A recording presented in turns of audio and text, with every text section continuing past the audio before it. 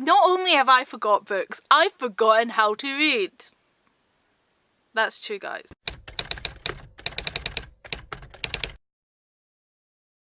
Hello strangers, I'm Ravenna and this is my video for Top 5 Wednesday.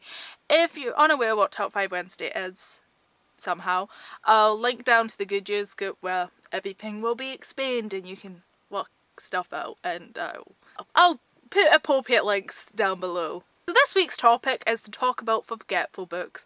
So it's just like books that you've forgotten for some reason. So the books I'm going to be talking about are forgetful for different reasons, and I've just moments of forgetfulness where I've forgot about these books.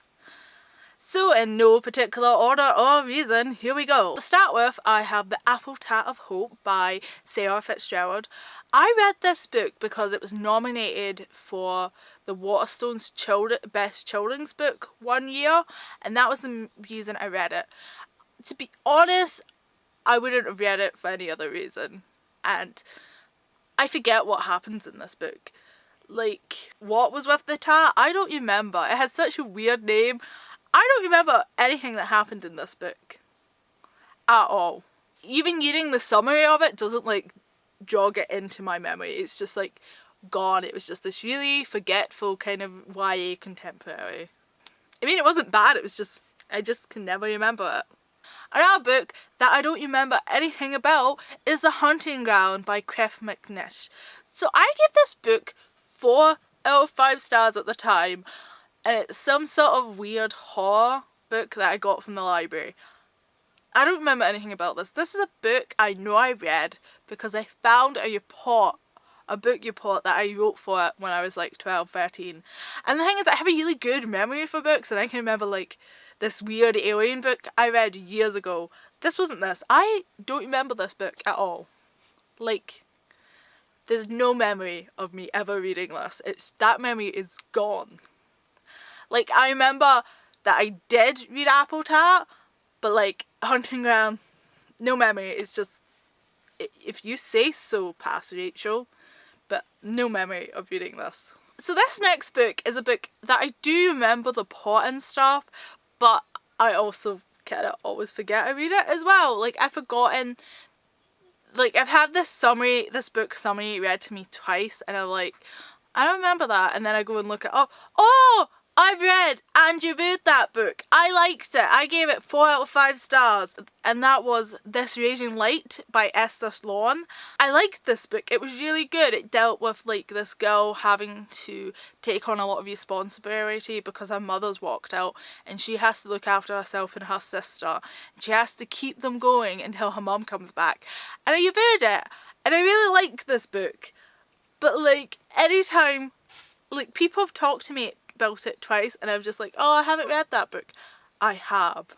I'm lying by accident. Another book that I really liked at the time, I gave it 5 out of 5 stars, and I don't really remember about it, which is Bird by Crystal Chan. The only thing I really do remember about this book is a diverse book, and there's something about a bird that's important, but that's it.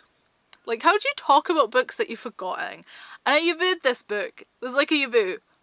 And I'll link the reviews down below so you can refresh your memory, if not mine.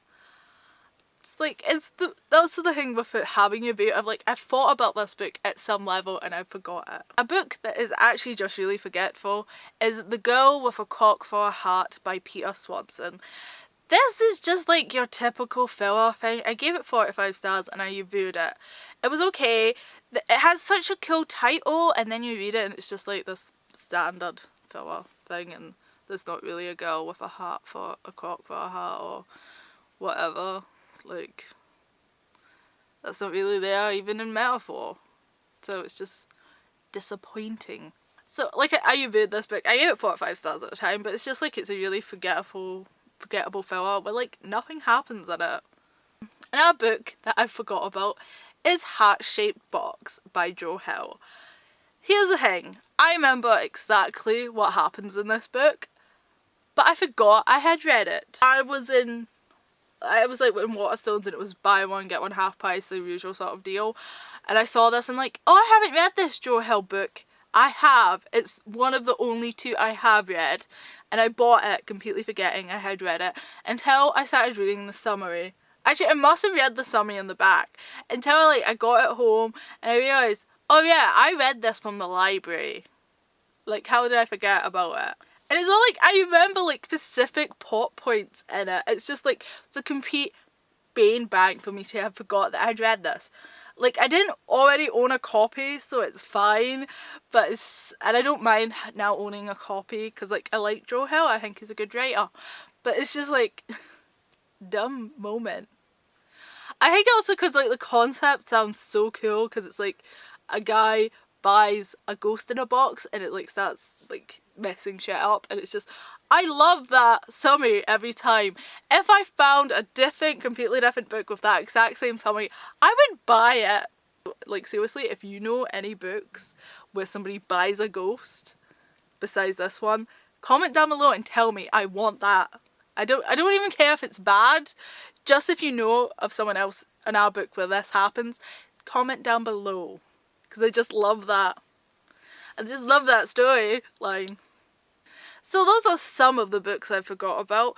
Did you do this topic? And if not, what are some books you forgot? Comment down below your answers.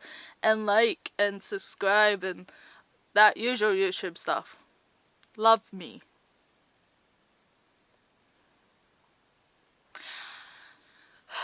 I don't know why my aesthetic is to be as creepy as possible. Oh wait. I do know. So I will see you weirdos next time, where I will forget about Top 5 Wednesday. Farewell. In reference to the cold opening, I could read when I was 4, but then I went to school and I couldn't read no more. So that's some weird trivia about me. It's like the weirdest thing about me. Though it's not.